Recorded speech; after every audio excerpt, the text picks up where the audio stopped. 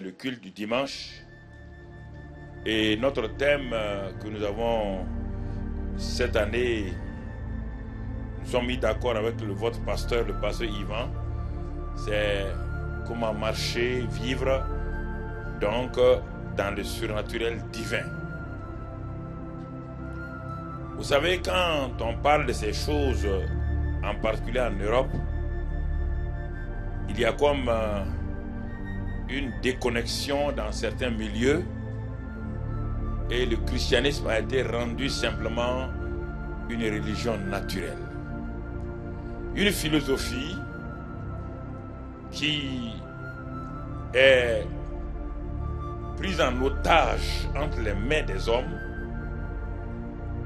qui amène cette philosophie selon leurs désirs et entraînant les hommes derrière eux dans vraiment un esclavage ou une incompétence notoire.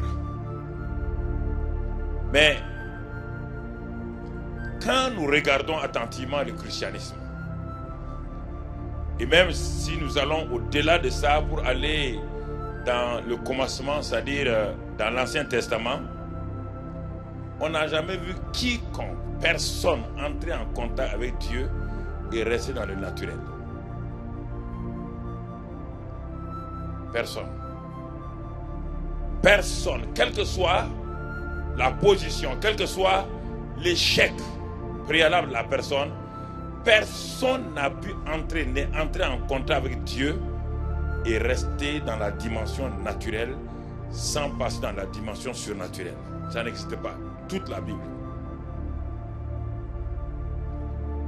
Et lorsque nous regardons ceux qui ont échoué, parce que souvent on n'a pas de temps de regarder la vie d'Adam. La vie d'Adam était la vie extraordinaire, la vie surnaturelle la plus élevée, que il n'y a que Jésus-Christ qui a pu atteindre cette réalité-là, et du moins qui est venu avec cette réalité-là pour nous montrer.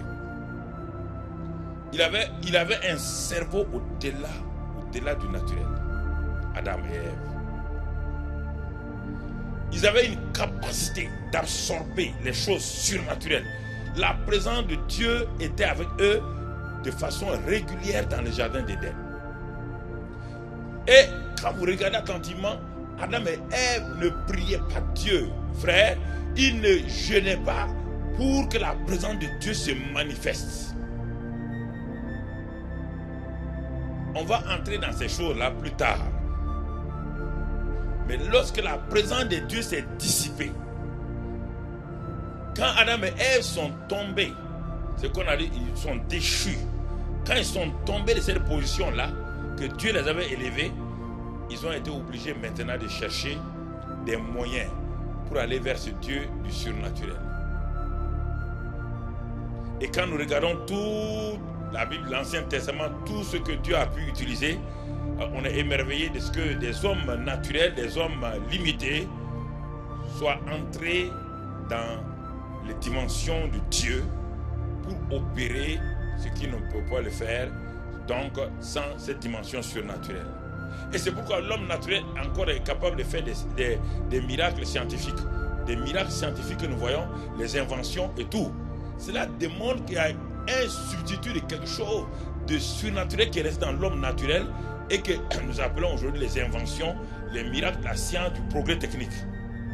Alors quand vous voyez ces hommes-là, dans cette dimension naturelle, qui arrivent à faire avec un quotient intellectuel, et si vous les remettez dans leur position originelle, alors vous allez voir, l'homme était un être extraordinaire, mais malheureusement qui a perdu cela, et que Christ est revenu pour nous connecter avec la dimension du surnaturel. Alors notre premier message ce soir-là, c'est manifeste la vie surnaturelle que tu as reçue. Manifeste la vie surnaturelle que tu as reçue. Parce que si nous ne comprenons pas cela, avant de vouloir opérer dans le surnaturel, il faut d'abord que le surnaturel vienne de quelqu'un qui a déjà lui-même reçu la vie surnaturelle, et cette vie surnaturelle contrôle sa vie, et c'est de cet homme surnaturel là que sort le surnaturel de Dieu. Il n'y a pas un homme naturel qui est là et qui opère le surnaturel. Ça, c'est la magie. Bien-aimés frères et sœurs, et quand nous comprenons effectivement, pendant ces quelques 3 jours-là, nous comprenons ces réalités-là, nous allons voir que tout ce que nous avons lutté pour avoir la foi, tout ce que nous avons lutté pour voir le miraculeux autre là, on va commencer à se poser la question, mais pourquoi on a tant lutté pour ces choses-là? Pourquoi on a tant lutté alors que la vie naturelle que j'ai, elle est tellement naturelle qu'elle se manifeste naturellement. Je n'ai pas besoin de réfléchir parce que je suis né avec la mémoire, la pensée et tout. C'est déjà en moi. Ces choses-là sortent normalement au fur et à mesure que je développe.